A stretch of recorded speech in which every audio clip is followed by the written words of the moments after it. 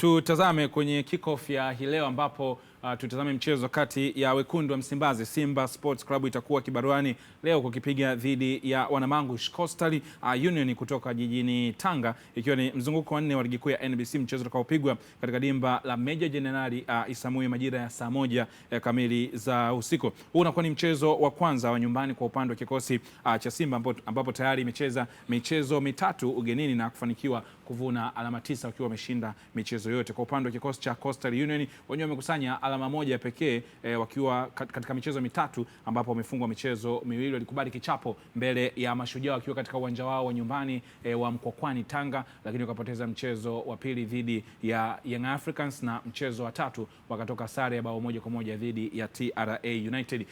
Chukuchuku, huu ni mchezo mwingine ambao unapewa taswira kubwa kwa sababu Simba anacheza nyumbani. Ndio. Kwa mara ya kwanza msimu huu. Ndiyo. Lakini pia muendelezo wake, kwa sababu wana Simba kitu kikubwa ambacho nakitazama hivi sasa ni pamoja na ile progress, namna ambavyo timu yao inakwenda kadri ambavyo wanazidi kukusanya alama mara baada ya maboresho ambao waliyafanya benchi la ufundi lile. Lakini kwenda kwenye huu mchezo kuna picha kubwa ambayo inaonekana inawezekana usiwe ni mchezo wenye stress sana kwa upande wa Simba, kwa sababu wanacheza dhidi ya Coastal Union. Ndiyo. Ambao hawajawa kwenye ubora mkubwa sana, na Mwalimu Fikiri Elias jana anasema wamewastadi vizuri Simba, wameona ubora wao kwenye eneo la kiungo, wamekuwa bora sana kwenye kufanya transition. Mara kadhaa imekuwa ni rahisi sana makocha kumzungumza mpinzani, hasa hao wakubwa Simba, Yanga au Azam. Yeah. Lakini kwenye utekelezaji uwanjani kidogo huwa inakuwa ni shida. Inawezekana Mwalimu Fikiri Elias tayari akawa anazijua tabia zote za Simba, ubora na madhaifu, lakini unaona na kikosi ambacho anaweza akibebesha maono yake na wakaenda kutekeleza na labda kuwazuia Simba leo. Kwanza mimi naheshimu sana mawazo ya Mwalimu Fikiri Elias. Ni moja ya walimu ambao kimsingi ni walimu ambao wana ubora mzuri. Yeah. Yes, toka amekwenda Coast kwa namna ambavyo Coast wanacheza. Unaona ni kama vile Coast kuna mabadiliko makubwa wanayo toka yeye amefika pale. Kabla yake timu ilikuwa chini ya Muya, lakini baadaye kwenda ulianza kuona hii improvement ya kikosi, lakini siku zilivyokuwa zinakwenda unaona changamoto ambao wanazipata. Lakini kuelekea katika mchezo huu dhidi ya Simba, of course mwalimu anaweza akawa anazijua mbinu za Simba kwa sababu anawajua wachezaji wa Simba, anaona michezo ya Simba namna ambavyo wanacheza. Yes. Kipindi anafikiria kwamba Simba labda watakuja na muundo huu, watafanya hivi, Mwalimu Beka naye anafikiria kitu kingine. Yeah. Yeye anafikiria kwamba inawezekana Coast wanajua muundo ambao anacheza dhidi ya Singida, muundo anacheza dhidi ya Pamba, muundo anacheza dhidi ya Kagera. Kuelekea huu mchezo unatakiwa nibadilishe vitu vingi. Kwa hiyo huenda mwalimu akawa na mawazo mengine kuelekea huo mchezo. Kwangu mimi bado nitaamini kwamba Simba ni favorite kushinda mchezo kwenye mazingira yote, kwa maana ya kwanza wanacheza nyumbani. Yeah. Home advantage. Mashabiki leo watakuwa na pressure kubwa kuwaona wachezaji wao kwa mara ya kwanza kutokea kwenye mechi za nje ya Dar es Salaam. Kwa watakuja wengi kuja kuiona timu yao, kwa kutakuwa kuna pressure ya kwanza kwa Coast kutokea kwenye cloud kwenye majukwaa. Lakini kutakuwa na pressure ya pili ndani ya uwanja, kwa sababu Simba wanaamini kama Coast wameanza hivi, manake ni moja ya timu ambayo tunatakiwa tupate alama 3 mapema. Ni timu miongoni mwa timu ambazo tunatakiwa tuzifanyaje, tuzifunge mapema. Kwa hiyo Simba watakuja kwenye hii mechi wakiwa very aggressive kuhakikisha wanashinda huu mchezo. Yeah. Lakini kingine ambacho nakiona ni kurejea kwa baadhi ya wachezaji wa Simba. Tuliona kwenye mchezo wa kwanza Aduchu alipata kadi nyekundu. Yes. Lakini tayari ameshaitumikia kadi yake. Leo hii anarejea kwenye huu mchezo, na mbaya pia kwao kwa sababu wamepoteza fullback wa kushoto ambaye ni Anthony Mligo. Leo kuna uwezekano mkubwa wa kumwona Nasser Chilambo akicheza kama fullback wa kushoto. Na si kitu kipya, ameshawahi kufanya hivyo akiwa Azam. Yeah. Moja ya sifa ambayo yuko nayo Chilambo ni kucheza kama inverted fullback. Anaweza kuinvert kucheza kama fullback wa kushoto na akaweza kufanya kile ambacho mwalimu atakuwa anakitaka, kwa sababu ni mzuri sana kwenye kuzuia, lakini ni mzuri sana kwenye kutengeneza mashambulizi. Chilambo kwenye kuonyesha kwamba ni versatile, hata role yake kwenye mechi iliyopita dhidi ya Singida ilikuwa tofauti kidogo Domayo. Kuna muda alikuwa anaonekana anaingia ndani kama kiungo, of course timu ikiwa inashambulia anaingia ndani kwenye ile rest defense ya Simba. Yeye alikuwa anadumbukia ndani. Yes. Alipokuwa Rwanda kule alishaye kucheza namba 3. Yes. Kwa hiyo si kitu kipya. Yes. Na faida alionayo, unajua huo ni upande ambao anacheza Shiza Ramadhani Kichuya ambaye ni left footer. Ndio. Na faida yake huwa ana cut in. Si ndio kule upande ule wa kushoto. Yeye goli lake la kushoto. Huwa ana cut in kutafuta cave. Ndio silaha mojawapo ya Mwalimu Fikiri Elias. Sasa ukikutana na left footer mwenzako I mean ukikutana na right footer maana yake anakuzuia kirahisi sasa, kwa sababu unakuja kwenye anga zake. Yes, kwenye upande wake. Kwa sababu faida unaoipata inverted wingers, yani mwenye ambaye sio orthodox. Hapa kwa watazamaji ni kwamba orthodox winger ni ule ambaye anacheza upande ambao guu lake lenye nguvu ndipo lilipo. Lakini kinyume chake ndio inverted. Unapocheza upande ambao guu lako lenye nguvu zaidi siko na upande wako. Advantage ni kwamba ukiwa inverted ndio huyo mwenye upande ambao guu lako lenye nguvu siko. Unaingia ndani, unatoa hizo tunasema pasi mshazari, diagonal passes, au unapiga mipira mkunjo wa ndizi ili ufunge. Sasa ukikutana na beki ambaye naye ni inverted sasa hapo ndio inakuwa shughuli, kwa sababu hutapata hiyo fursa. Vinginevyo uwe flexible upite kwenye mguu wake dhaifu ambao ni wa kushoto. Kwa hiyo pana utamu wake pia. Maana yake ukienda kwenye mguu wake wa kushoto utalazimika kumaliza uwanja kwenda kupiga cross. Yes, ambao guu lako lenye nguvu sio, cross zako zinakuwa za mashaka. Kwa hiyo kwenye eneo la mjadala wa namna ambavyo kikosi cha Simba kinaweza line up hii leo kwenye eneo la upande wa kushoto, watu wasio na wasiwasi, kwa sababu Duchu ile straight card maana yake mechi mbili zimekwisha pita. Maana yake Chilambo akija huku kulia Duchu, kushoto tumtegemea kumuona Chilambo. Yes, ikiwa hivyo maana yake ndo anaita blessing in disguise.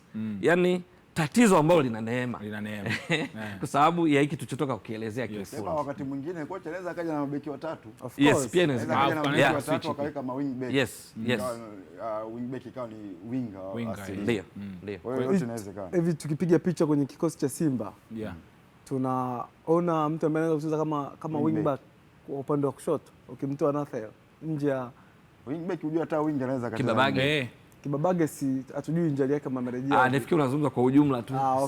Kuelekea kwenye mchezo. Okay. Labda mwalimu anaweza akaja na ukikiskani kikosi cha Simba kwa haraka. Mtu gani ambaye anaweza kutumia mguu wa kushoto? Kwa maana watu wa upande kwenda kucheza upande huo. Kwa sababu labda Domayo kwenye modern football inawezekana kwenye wale unaweza kucheza na system labda ya mabeki watatu nyuma. Lakini inawezekana upande mmoja labda usiwe na pure wing back, lakini muda ambao timu inaweza ikawa inatoka mmoja kati ya ma center back anaweza kawa anakabia upande huo. Yes, inawezekana kwa sababu ujue kila timu lazima kuwe na mifumo hiyo tofauti. Yes. Kwa mfano kama timu kubwa kama hiyo Simba lazima itakuwa na huo mfumo, lazima utakuwa umefanyia mazoezi.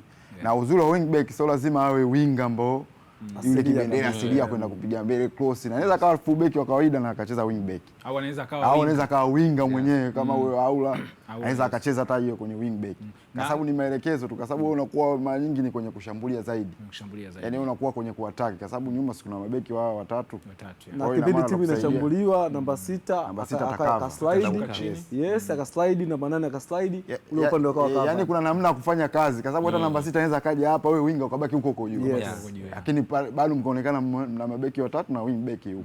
Kwa hiyo namna gani tu ya ku rotate. Na Rushan Delok ndio ambaye huwa anakava upande wa kushoto kama timu inaondoka. Kwa hiyo kuna backup. Kwa hiyo ni namna tu ambavyo ila wanabeki wao mwingine Simba hana jina.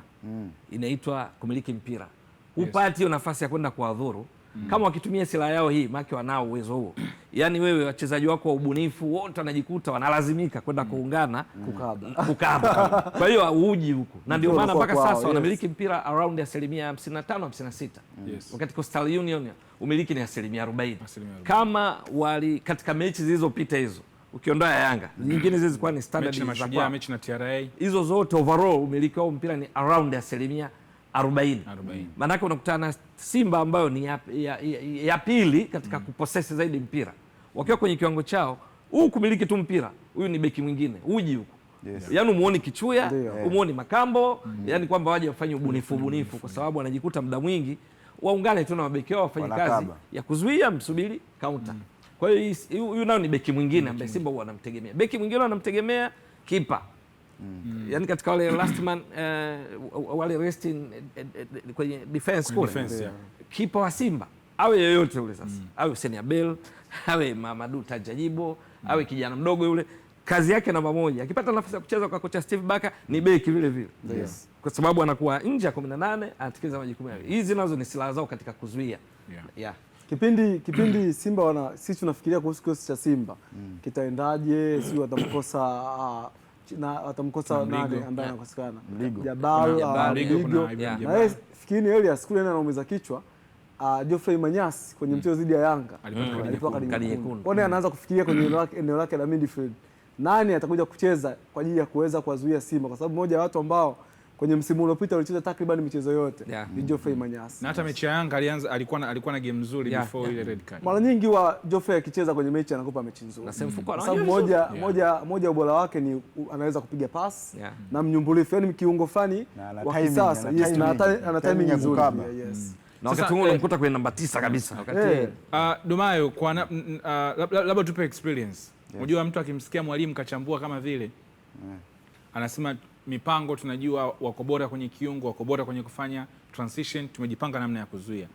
Nakumbuka by the time kocha wa kina Hadidi Chukuchuku Mwalin aliwahi kuchambua kuhusu Yanga, chambua Aziz Ki sana, chambua nani, akaenda kula chuma tano katika mazingira mbona kama kocha yani ambavyo Mwalin alizungumza na ilivyoenda kuchezwa game ni vile vile, lakini ikawa tofauti. Ni ugumu huo unatoka wapi pale ambapo mwalimu anakuwa katengeneza plani, ukimsikia labda anavyotoa oda kwa wachezaji kwenye utekelezaji? Okay. Na ambacho amezungumza kocha Fikiri Elias, utekelezaji wake unaweza kuwa mgumu au mrahisi kwa kiwango gani? Kwanza kabisa wachezaji lazima mtakuwa na plan. Yaani hiyo plan unasema mwalimu na wachezaji ndio plan yenu hiyo. Yes. Ya mechi husika. Sasa tatizo inakuwa mnaingia kwenye mechi wakati mwingine ile pressure inapokuwa kubwa. Unacheza na mpinzani gani? Naweza mkawa mnasema uone plan yetu hiyo baba tutawakabia kuanzia juu. Sawa, tunawapress juu kwa mfano. Lakini unakuta mna press ya kwanza watu wanatoka kirahisi. Mna press ya pili watu wanatoka kirahisi. Hiyo plan ya kwanza ishafeli. Unajua kabisa sisi tukienda kwa press juu wao wanapita kirahisi. Plan yetu labda kwa mfano leo tunakabia katikati. Lakini bado mmekabia katikati bado watu wanapita kirahisi. Kwa hiyo inatokana na wapinzani mnaokutana nao. Kocha anaweza kaja na plan yake na wachezaji nao mnaweza mkaingia na plan ya kocha. Game inavyoendelea pale inakuwa ni tofauti. Ile game situation. Game situation sasa hivi. Kwa sababu unakutana kama mfano Simba, muda wote wanakuja tu. Hata hiyo plan mmoja tu akitoka kwenye plan. Yaani mchezaji mmoja tu asipopata maelekezo na maana mnaharibika. Na mwisho wa siku sasa mnakuja mkija hata mnaweza mkafungwa. Sasa ndo hapo sasa mnatakiwa muorganize sasa. Bwana plan ya kocha imefeli. Tufanyeje? Wachezaji sasa hapo ndo experience wanaingia hapo. Kwa bwana hapo natakiwa tufanye 1 2 3. Kulingana na game ambayo wakati mwingine mechi inaendelea hata mpira utoke, hata huo muda wa kuongea hamna. Nafanyeje? Na Kasuga na kwenye hilo eneo nilikuwa nataka kutazama. Kuna eneo la plani ya mwalimu kwa maana kwa ujumla. Alafu kuna kitu alikuwa anagusa Domayo kwamba mnaona mna press lakini watu wanawatoka. Kwa upande wa Simba, kwa sababu tunajua moja kati ya kitu ambacho kimezungumzwa kwa Simba kwenye michezo yao mitatu ya kwanza ya ugenini ilikuwa ni uziada wa wachezaji. Mechi inaisha unamzungumza Libase. Mechi inaisha unamzungumza Mpanzu mikimbio yake, unamzungumza Chama. Inawezekana hii leo itakuwa ni obvious tu kwamba cha kwanza kitu ambacho leo Coast kinaweza kumpiga ni kwamba ukienda kwenye 1v1 kwa maana kwamba za individual maeneo mengi sana Coast atakuwa second. Inawezekana changamoto ya mwalimu licha kwamba anajua Simba wanachezaje, lakini ana watu ambao wanaweza wakamachi na Libase, ana watu ambao wanaweza wakamachi na Chama. Hiyo ndio changamoto ya kwanza kubwa. Uko sahihi. Sababu unazungumzia Andrew Williams kushoto, unazungumzia Aidan Erasmus kulia, jinsi ya kukabiliana nao. Na mazingira nayoona Simba yanavyocheza. Inapoanza kipindi cha kwanza kabla ya kuingia mshambuliaji wa kiasili. Inanikumbusha Mei 2019. Yaani wanakuwa na 4, 3. Yaani juu kule kuna washambuliaji watatu. Hiyo Mei 2019 nahitaji kwa maalumu. Mazingira kama haya kwamba mnawajua Simba sasa tujipange. Badala kuwa na mpango kazi wa zuia kwanza. Ilikuwa juu kule. Kwenye hapa maki tunazungumzia Mpanzu, tunazungumzia Libasege, tunazungumzia Aniseura, nyuma kuna Chama. Umeshaona? Ilikuwa Simba ina Kagere, ina Okwi, ina Rashidi Juma. Hapa katikati kulikuwepo na Ndemla, Saidi Ndemla, alikuwepo Mkude, Kotei, mabeki alikuwepo Nicolas Gian, huko alikuwepo Shabalala, katikati alikuwepo na kina Mlipili. Hiyo mechi bwana walikula goli 8. Kagere alipiga hat-trick.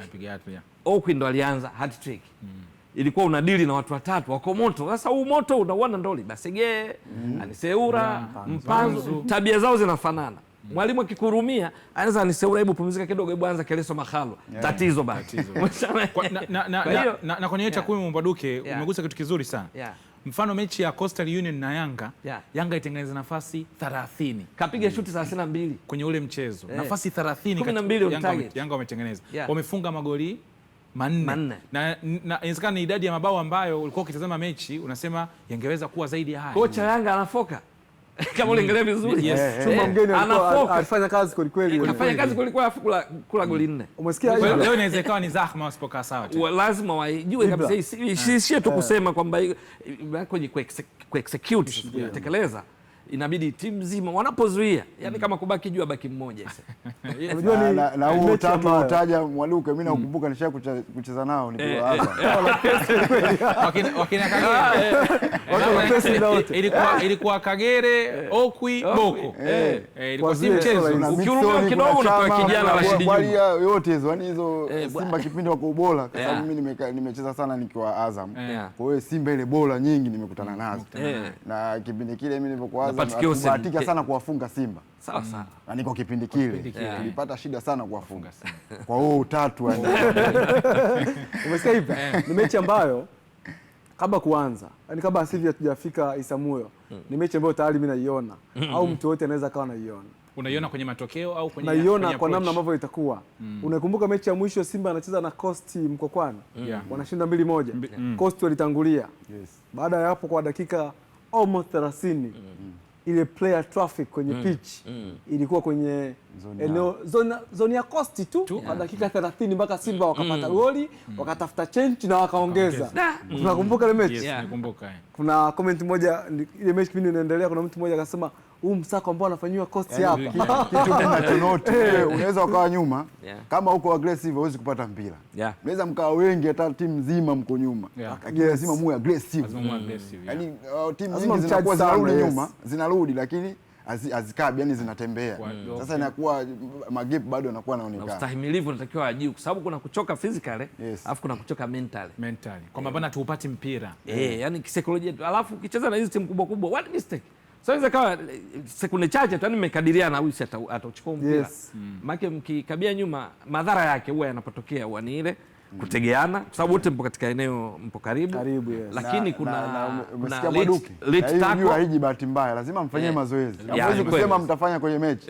Kwa sababu mazoezi lazima muwe mnafanya hilo kwa muda mrefu pia. As a unit. Ili mjipime uwezo namna ya kustahimili. Au ni Coastal Union ambao watakuwa wana kibarua cha kujiuliza mbele ya Simba. Katika michezo yao minne watakuwa wamecheza na wakubwa wawili, kwa maana kwamba raundi ya pili walicheza na Yanga na raundi ya 4 wanakwenda kucheza michezo mitatu. Ashapiga shuti 19 on target. Wamepiga shuti 19 on target. 19 on target. Leo tena wanakuja kucheza dhidi ya Simba, tujue wataongeza kitu gani cha tofauti. Lakini ni kujuze tu katika michezo mitano ya mwisho ambayo timu hizi zimekutana, katika michezo mitano ya mwisho kwa upande wa Coastal Union wameambulia kupata sare moja tu, Simba kwa wameshinda michezo 4, lakini kwa jumla yake Simba wamefunga jumla ya magoli 10 wakati Coastal Union wao wamefunga mabao 3. Ukitazama mchezo wa mwisho ambao umeugusa hadi chukuchuku, Simba walipata ushindi mabao 2-1, mchezo ambao ulipigwa kule Tanga, lakini mchezo ambao ulichezwa Dar es Salaam Simba walipata ushindi wa mabao 2-0. Msimu wa nyuma yake kwa maana kwamba 24-25 pale Mkokwani Tanga Simba walipata ushindi wa mabao 3-0, na mchezo ambao nakumbukwa sana ni mchezo ambao ulipigwa katika uwanja wa KMC wakitoka sare ya mabao 2-2. Mchezo ambao Coastal Union walikuwa wamewaka kweli kweli, walitangulia Simba na mwamuzi alimaliza mchezo wakati Coast anaenda kushambulia dakika za jioni. Coast alipiga comeback kwenye hii game. Ilikuwa si mchezo, lakini kwanza alifunga Shabalala na kipa alifanya makosa. Lakini mchezo wa nyuma yake wa msimu wa nyuma Simba walipata ushindi wa bao 1-0. Kwa hiyo ni michezo mitano ya mwisho timu hizi kutana kwenye head to head. Mechi ambayo itakuwa nakumbukwa na wengi sana ya Dar es Salaam ni hiyo mechi ya 2-2 kwa sababu ilizungumzwa sana. Hii ndio head to head Mbaduke. Kwa mujibu wa takwimu tukiona Coastal Union kwa jina ambalo watu wengi hawalipendi la kitaalam bado wataendelea kuwa ni underdog hata kwenye mchezo wa hii leo. Takwimu pia haziwabebi. Naone the Fox mbweha wanakutana na Simba. Takwimu haziwabebi, lakini ile mechi ambayo ya 2-2 kama wakichukua inaweza kawa motivation kwao.